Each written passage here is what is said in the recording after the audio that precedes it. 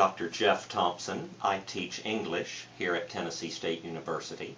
My office is on the top floor of the Humanities Building.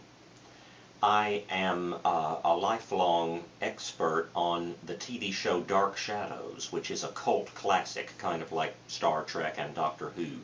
Dark Shadows was a weekday serial that ran in the afternoons on ABC TV back in the late 1960s and early 1970s. And since then it's been in reruns, and it's been on the Sci-Fi Channel, and all of the episodes are on DVD and Netflix. So there is a big cult following devoted to Dark Shadows, and I have written 2 books about the producer-director, Dan Curtis, who created the show. Okay, so Dr. Thompson, I understand that you are an author and you've written 2 books. So you're a little familiar with the printing industry. Yes. My first book, about Dan Curtis's horror movies especially, including his TV show Dark Shadows, was published by McFarland, which is a publisher in Jefferson, North Carolina.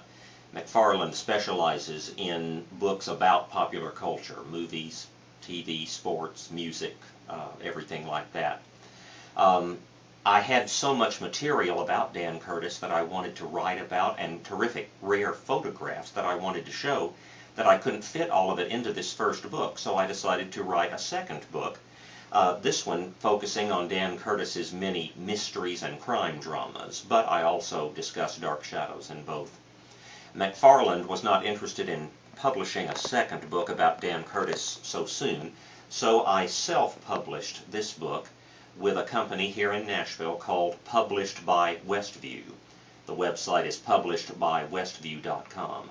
So I've had experience with both going through a publisher and having my book accepted, and then self-publishing a book.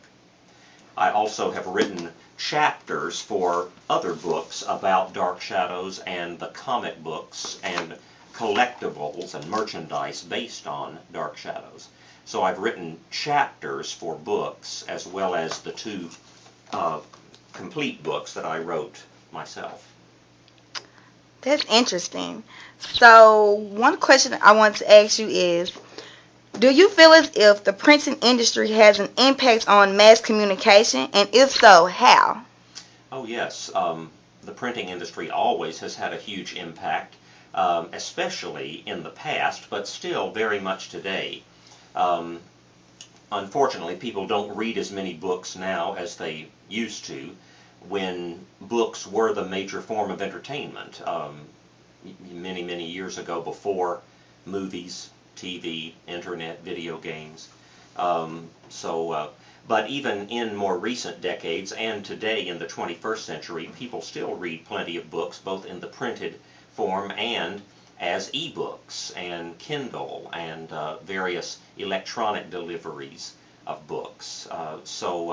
Printing will never go away, books will never go away, and the printed word, whether you see it on a paper page or on some sort of screen, will always be powerful. So you kind of answered my next question. So you definitely feel as if books would never soon come obsolete. No, I don't think so.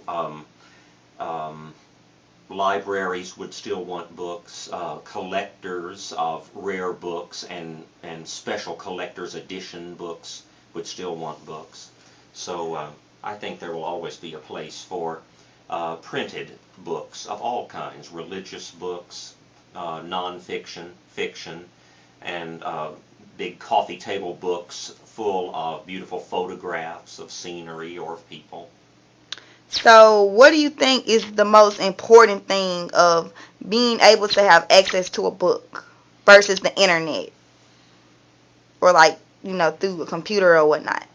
Well, the just the experience of reading a book, being able to hold it in your hands and turn the pages and then go back a few pages if you want to see something else, and the convenience of books. You can carry them anywhere, read them anywhere where you might not be able to use electronics or have access to Wi-Fi or the internet or whatever. So I think people will always enjoy carrying a book around and sitting somewhere on a beach or outdoors or in the bathroom or anywhere reading a book. Well, thank you for your time, Dr. Thompson. You're very welcome. And your information was very helpful for my class.